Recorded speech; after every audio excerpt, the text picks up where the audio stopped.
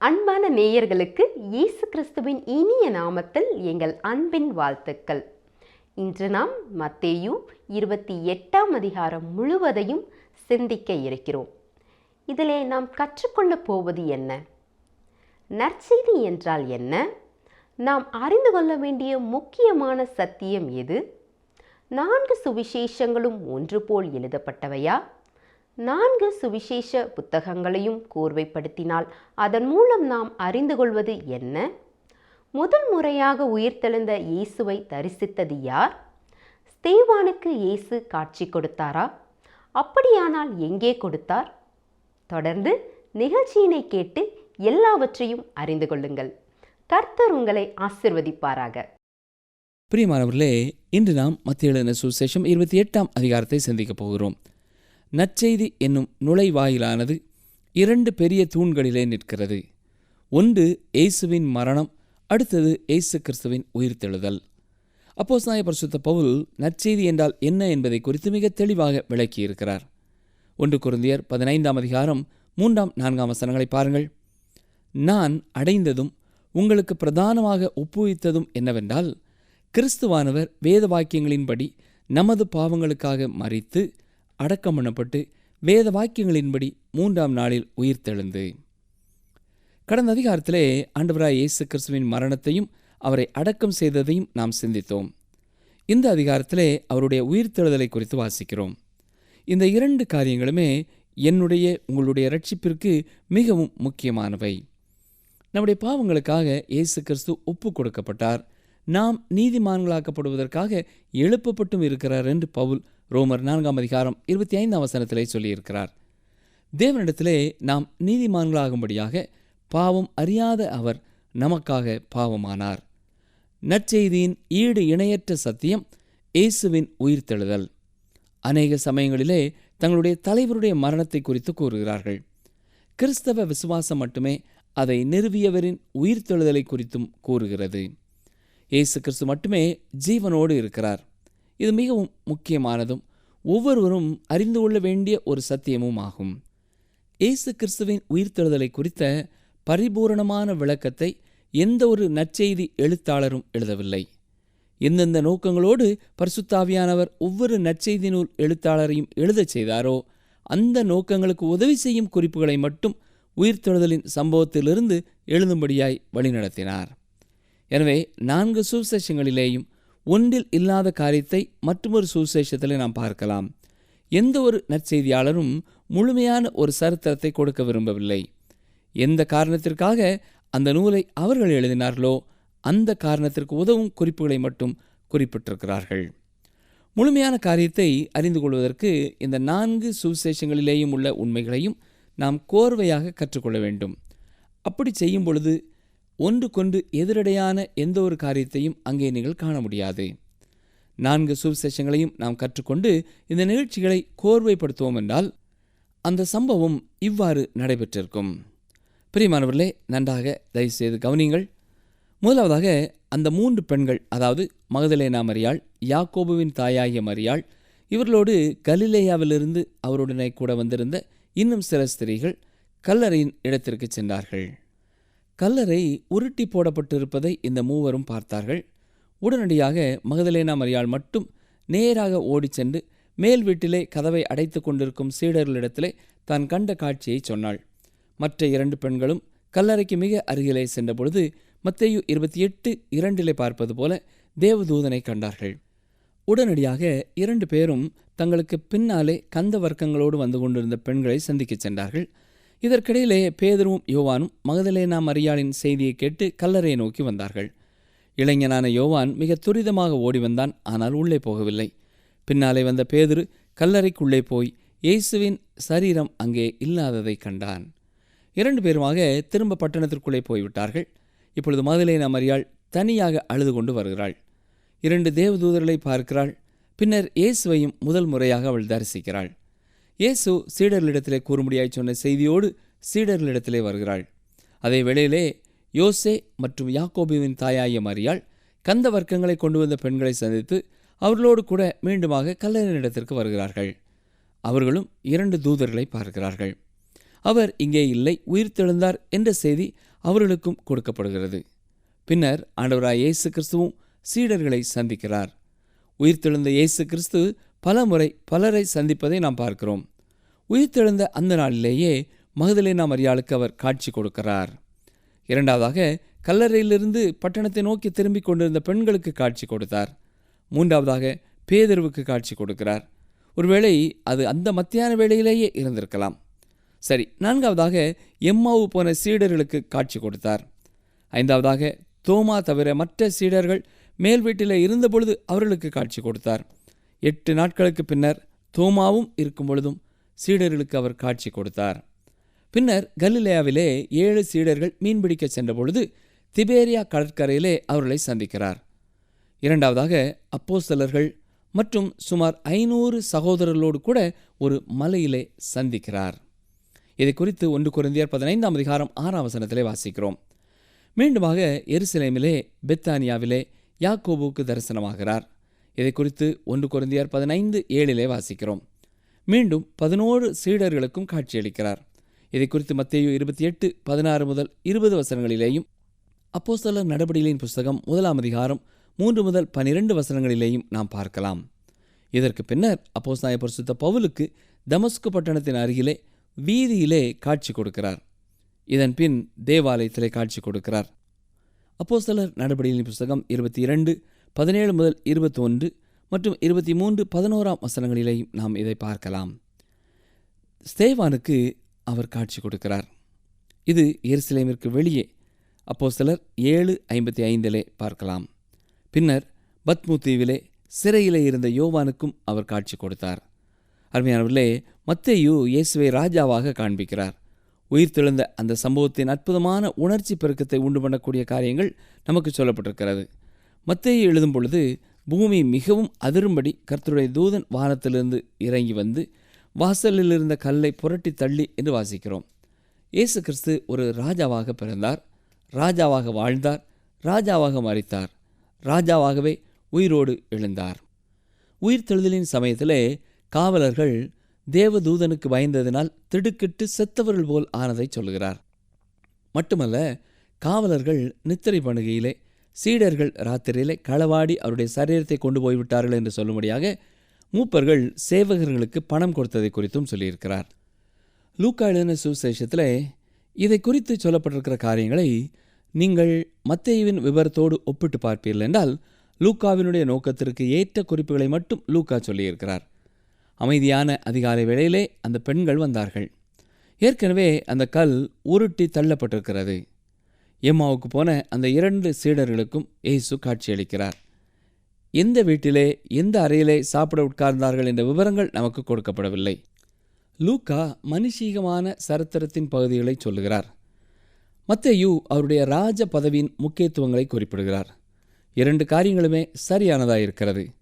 மற்ற 2 நற்செய்தி நூல்களிலேயும் வேறு கண்ணோட்டங்களோடு இந்த சம்பவம் விவரிக்கப்பட்டிருக்கிறது. மத்தேயு 28ஆம் அதிகாரம் 1ஆம் வசனத்தை பாருங்கள்.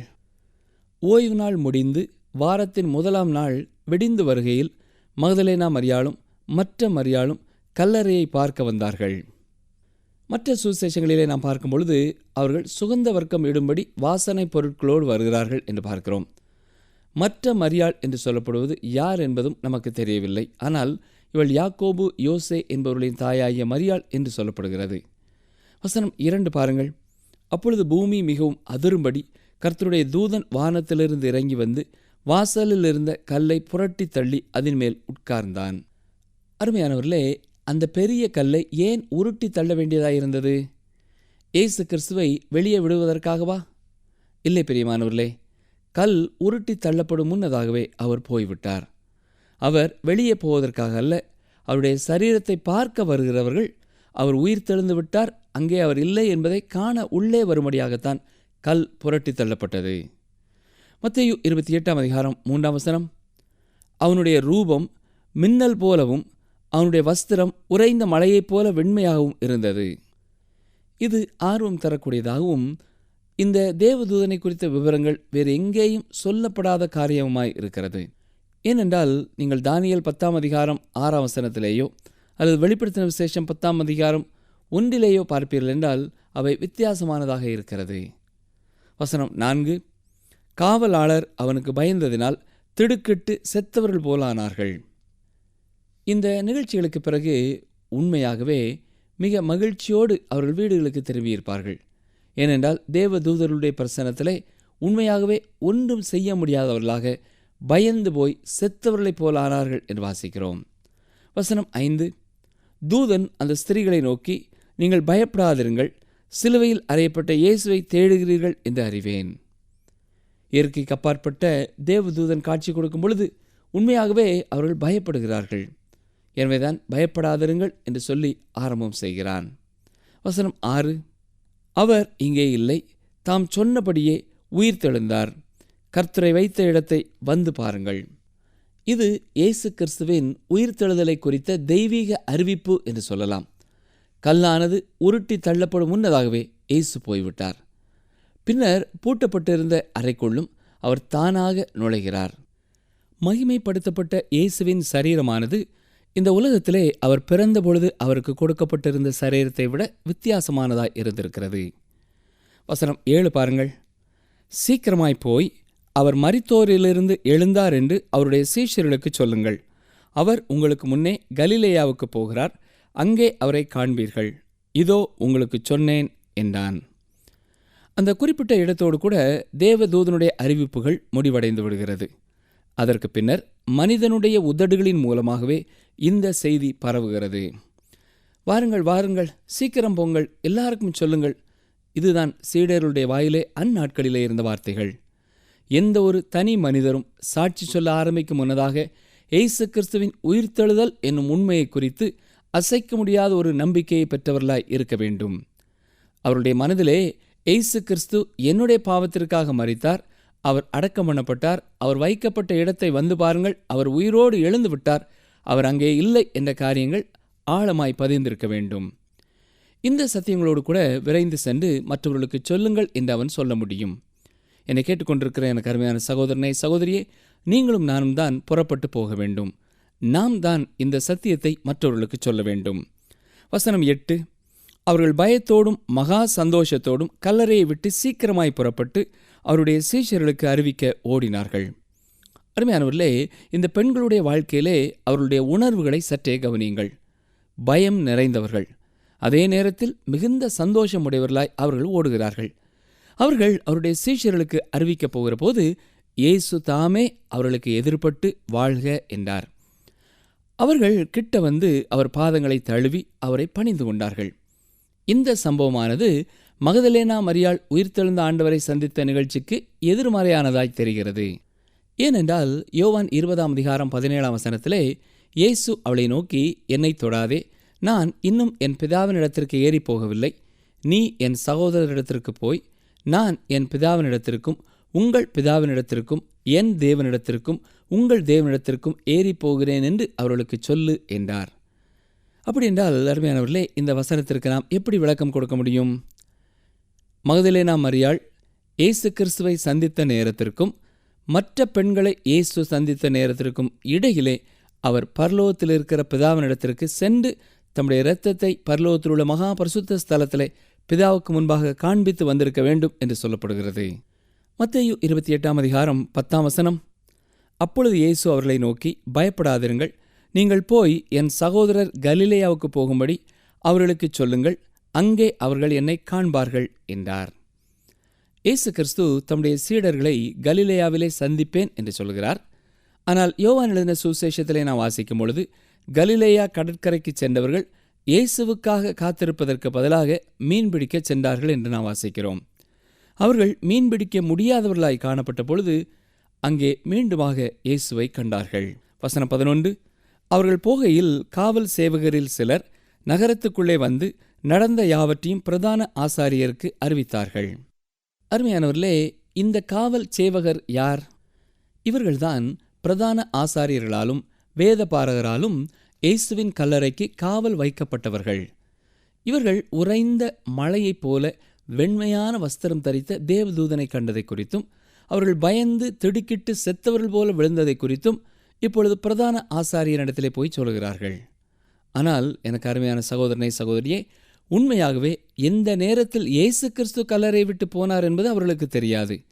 அவர்களுக்கு தெரிந்ததெல்லாம் தேவதூதன் கல்லை புரட்டிய பிறகுதான் அவர்களுக்கு தெரியும். அப்பொழுதுதான் அவர்கள் உள்ளே எட்டி பார்த்தார்கள். அங்கே இயேசு கிறிஸ்துவனுடைய சரீரம் இல்லை. இந்த சம்பவங்களையெல்லாம் உண்மையாகவே அவர்களை மரணத்திற்குள்ளான பயத்திற்குள்ளாக்கியது. அவர்கள் கண்களுக்கு எதிராகவே இயேசு கிறிஸ்துவின் சரீரம் மறைந்து போக அவர்கள் அனுமதித்ததற்காக அவர்கள் கொலை செய்யப்படவும் கூடும். வசனங்கள் 12-13 பாருங்கள். இவர்கள் மூப்பரோடே கூடி வந்து ஆலோசனை பண்ணி சேவகருக்கு வேண்டிய பணத்தை கொடுத்து, நாங்கள் நித்திரை பண்ணுகையில் அவனுடைய சீஷர்கள் ராத்திரியிலே வந்து அவனை களவாய் கொண்டு போய் விட்டார்கள் என்று சொல்லுங்கள். ஆனால் எனக்கு அருமையான சகோதரனே, சகோதரியே, இந்த விளக்கமானது கேட்கும் எவரையும் அமைதிப்படுத்தும் ஒரு விளக்கம் அல்ல. சற்றே கற்பனை செய்து பாருங்கள். ரோமர்களின் அரசாட்சியின் காலத்திலே ஒரு குறிப்பிட்ட பணி கொடுக்கப்பட்டு கவனமாய் பார்த்து கொள்ளும்படியாய் சொல்லப்பட்டிருந்த பொழுது, உண்மையாகவே வேறு யாரோ வந்து எதை காவல் காக்க முடியாக சொன்னார்களோ அதை எடுத்துக்கொண்டு சென்று விட்டால், அவர்கள் மேல் அதிகாரிகள் வந்து கேட்டபொழுது நான் உறங்கிக் கொண்டிருந்தேன் என்று சொல்லுவான் என்றால், அப்பொழுது என்ன நடக்கும்? அவர்கள் கொலை செய்யப்படத்தான் செய்வார்கள். வசனம் 14. இது தேசாதிபதிக்கு கேள்வியானால் நாங்கள் அவரை சம்மதப்படுத்தி உங்களை தப்புவிப்போம் என்றார்கள். வேறு வார்த்தைகளிலே சொல்ல வேண்டுமென்றால், காவலாளிகளே, தேசாதிபதி இதை குறித்து கேள்விப்பட்டால் அதை குறித்து நீங்கள் கவலைப்படாதீர்கள், இதனாலே உங்களுக்கு எந்த தண்டனையும் வராதபடிக்கு நாங்கள் பார்த்து கொள்கிறோம் என்று பொறுப்பெடுக்கிறார்கள். மூப்பர்களின் இந்த உலகத்தோடு ஒத்துப்போகும் நிலையை கவனித்தீர்களா? சரி, மத்தேயு 28:15 பாருங்கள். அவர்கள் பணத்தை வாங்கி கொண்டு தங்களுக்கு போதிக்கப்பட்டபடியே செய்தார்கள். இந்த பேச்சு யூதருக்குள்ளே இந்நாள் வரைக்கும் பிரசித்தமாயிருக்கிறது. இந்த பலனற்ற சாக்குப்போக்கு சொல்வதற்கும் அவர்களுக்கு பணம் கொடுக்கப்பட்டது. முதல் நூற்றாண்டிலே ஆண்டவராய் இயேசு கிறிஸ்துவின் உயிர்த்தெழுதலுக்கு விளக்கம் கொடுக்கும்படியாக இது நடைபெற்றது.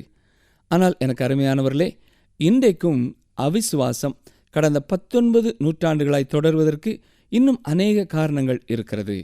என்றாலும் எழுதப்பட்டிருக்கிற சத்தியங்களுக்கு எதிராக அது இல்லை என்று சொல்லக்கூடிய எந்த தடயங்களும் இல்லை. அடுத்து வருகிற வசனங்களிலே இயேசு கிறிஸ்து கொடுத்த பிரதான கட்டளை குறித்து வாசிக்கிறோம். இந்நாட்களிலே வாழுகிற சமுதாயத்திலே இந்த பிரதான கட்டளை குறித்து 2 விதமான கருத்துக்கள் நிலவி வருகிறது. ஆனால் அருமையானவர்களே, இரண்டுமே மிகைப்படுத்தி சொல்லப்படுகிற காரியங்கள். சிலர் கூறுகிறார்கள், இந்த பிரதான கட்டளையானது மட்டுமே இந்நாட்களிலே திருச்சபையினாலே பின்பற்றப்பட வேண்டும் என்று சொல்லப்படுகிறது. மற்றும் ஒரு குழுவினர், இந்த காலத்திலே வாழுகிற நமக்கு இது கொடுக்கப்படவில்லை, எனவே திருச்சபை நிகழ்ச்சிகளிலே சுவிசேஷம் அறிவிக்கப்படுவது தேவையில்லை என்று சொல்கிறார்கள். ஆனால் அருமையானவர்களே, இந்த இரண்டும் தவறுதான். மத்தேயு சொல்லுகிற இந்த பிரதான கட்டளையிலே எனக்கும் உங்களுக்குமே செய்தி அடங்கியிருக்கிறது. இக்காலத்திலே வாழுகிற நாமும் இந்த கட்டளைக்கு கீழ்ப்படுகிறவர்களாக இருக்கிறோம். இப்படி நான் கூறுவதனாலே எதிர்காலத்திலே இந்த கட்டளைக்கு எந்த அர்த்தமும் இல்லை என்று சொல்ல முடியாது. ஏற்கனவே நான் பார்த்தது போல மத்தேயு உயிர்த்தெழுதலின் முழு காரியங்களையும் சொல்லவில்லை. அதே போல இந்த பகுதியிலேயும் இயேசுவின் கட்டளைகளிலே முழுமையையும் நாம் பார்க்க முடியவில்லை. எந்த ஒரு காரியத்தை குறித்தும் ஆண்டவராய் இயேசு கிறிஸ்து சொன்ன எல்லா காரியங்களையும் ஒன்றுபடுத்தி நாம் பார்க்க வேண்டும். அதற்கு பின்னரே இக்காலத்திலே வாழ்கிறவர்களுக்கு அதை ஒரு கட்டளையாக நாம் எடுத்துக்கொள்ளலாம். மத்தேயு எழுதின சுவிசேஷத்தில் நான் வாசிக்கிற இயேசு கிறிஸ்துவின் இந்த பிரதான கட்டளையை மற்ற சுவிசேஷங்களிலே சொல்லப்பட்டிருக்கிற கட்டளையோடு இணைத்து சிந்திக்க வேண்டும். மேலும் அப்போஸ்தலர் 1:8 நாம் கவனிக்க வேண்டும். அங்கே அவர் சொல்கிறது என்ன? பரிசுத்த ஆவி உங்களிடத்தில் வரும்போது நீங்கள் பலனடைந்து எருசலேமிலும் யூதேயா முழுவதிலும் சமாரியாவிலும் பூமியின் கடைசி பரியந்தமும் எனக்கு சாட்சிகளாயிருப்பீர்கள் என்றார். சரி, தொடர்ந்து மத்தேயு 28:16-17 பாருங்கள். 11 சீஷர்களும் கலிலேயாவிலே இயேசு தங்களுக்கு குறித்திருந்த மலைக்கு போனார்கள். அங்கே அவர்கள் அவரை கண்டு பணிந்து கொண்டார்கள். சிலரோ சந்தேகப்பட்டார்கள். இந்த குறிப்பிட்ட வேளையிலேயும் சிலர் விசுவாசிக்கிறார்கள், சிலர் சந்தேகப்படுகிறார்கள்.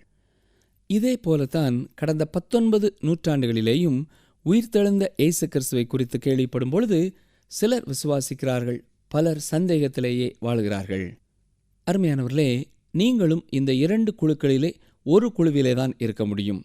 ஒன்று, நீங்கள் ஆண்டவராய் இயேசு கிறிஸ்து நம்முடைய பாவங்களுக்காக இந்த உலகத்திலே வந்து தண்டனையை ஏற்றுக்கொண்டவர் என்பதை விசுவாசிக்கிறவர்களாய் இருக்கலாம். அப்படி இல்லை என்றால் இயேசு கிறிஸ்துவை நீங்கள் விசுவாசியாத ஒருவராய் இருக்கலாம். வேத வசனங்கள் உங்களுக்கு தெரியும், சபை உங்களுக்கு தெரியும். ஆனாலும் உங்கள் இருதயத்திலே மாற்றம் உண்டு பண்ணும் அளவிற்கு இன்னமும் நீங்கள் இயேசு கிறிஸ்துவை விசுவாசிக்கவில்லை. மத்தேயு 28:18 அப்பொழுது இயேசு சமீபத்தில் வந்து அவர்களை நோக்கி, வானத்திலும் பூமியிலும் சகல அதிகாரமும் எனக்கு கொடுக்கப்பட்டிருக்கிறது.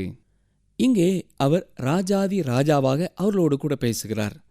வசனம் 19, ஆகையால் நீங்கள் புறப்பட்டு போய் சகல ஜாதிகளையும் சீஷராக்கி பிதா குமாரன் பரிசுத்தாவின் நாமத்திலே அவர்களுக்கு ஞான ஸ்நானம் கொடுத்து. இந்த நிகழ்ச்சியானது மகா உபத்திரவத்தின் காலத்திலும் ஏன் 1000 வருட அரசாட்சியின் காலத்திலேயும் உண்மையாயிருக்கும். இவ்வாறு சொல்வதனாலே இக்காலத்துக்கு பொருத்தமாகாது என்பதல்ல, இன்றும் இது நமக்கு மிகவும் பிரதானமான ஒரு கட்டளையாகவே இருக்கிறது. பிதா குமாரன் பரிசுத்தாவின் நாமத்திலே அவர்களுக்கு ஞான ஸ்நானம் கொடுத்து என்று நாம் வாசிக்கிறோம். இது ஆதி திருச்சபையின் காலங்களிலிருந்தே வழக்கத்தில் வந்துவிட்டது. இது தேவனுடைய திருத்துவத்தை நமக்கு வெளிப்படுத்துகிறது. வசனம் 20 பாருங்கள். நான் உங்களுக்கு கட்டளையிட்ட யாவையும் அவர்கள் கை கொள்ளும்படி அவர்களுக்கு உபதேசம் பண்ணுங்கள். இதோ உலகத்தின் முடிவு பரியந்தம் சகல நாட்களிலும் நான் உங்களுடனே கூட இருக்கிறேன் என்றார். ஆமேன். அருமையானவர்களே, எபேசியர் 4 அதிகாரம் 11 வசனத்தை நாம் பார்க்கும் பொழுது இது திருச்சபையின் ஒரு வேலையாயும் இருக்கிறது. இயேசு கிறிஸ்துவை குறித்து போதிப்பது என்பது சுவிசேஷங்களிலே மட்டுமல்ல, நிருபங்களிலேயும் நாம் பார்க்கும் வண்ணம் ஒரு காரியமாயிருக்கிறது. இங்கே இதோ உலகத்தின் முடிவு பரியந்தம் என்று சொல்லும் பொழுது உலகம் என்ற கிரேக்க வார்த்தைக்கு அயன் என்ற வார்த்தை பயன்படுத்தப்பட்டிருக்கிறது. இதன் பொருள் என்னவென்றால் காலம் என்பதாகும். எனவே காலத்தின் முடிவு வரை ஆண்டவராய் இயேசு கிறிஸ்து நம்மோடு இருப்பேன் என்று வாக்கு கொடுத்திருக்கிறார். அவருடைய வல்லமையினாலே மட்டுமே இந்த அவருடைய கட்டளையை செயல்படுத்தப்பட முடியும்.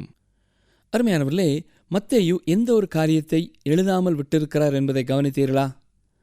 இயேசு கிறிஸ்து பரத்துக்கு ஏறியதை மத்தேயு எழுதவில்லை. ஏன்? தேவனுடைய ராஜ்யமானது இந்த பூமியிலேதான் ஸ்தாபிக்கப்பட போகிறது.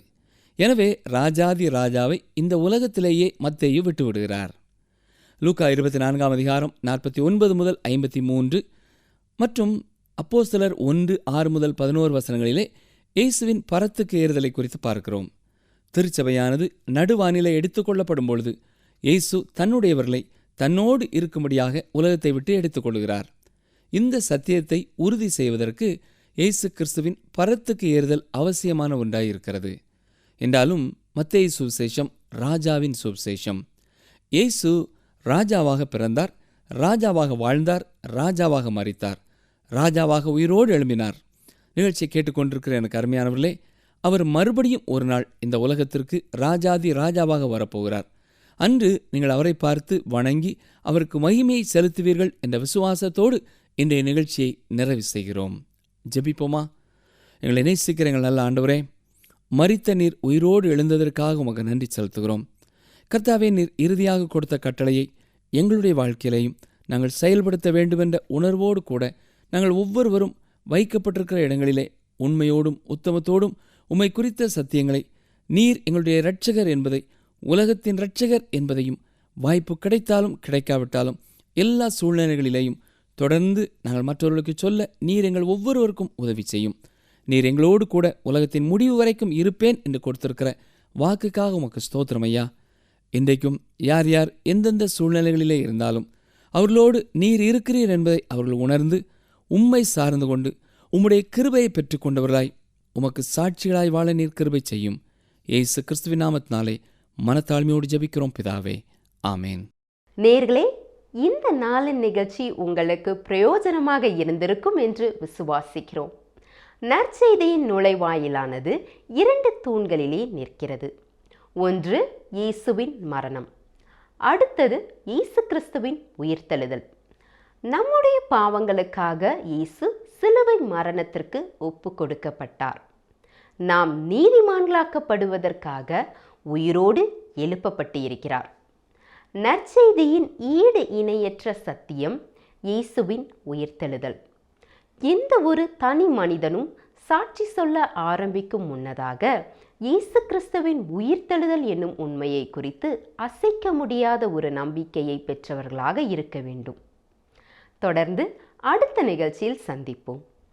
தொடர்ந்து வரும் 36 நிகழ்ச்சிகளில் நாம் யாத்ராகம புத்தகத்தை குறித்து சிந்திப்போம்.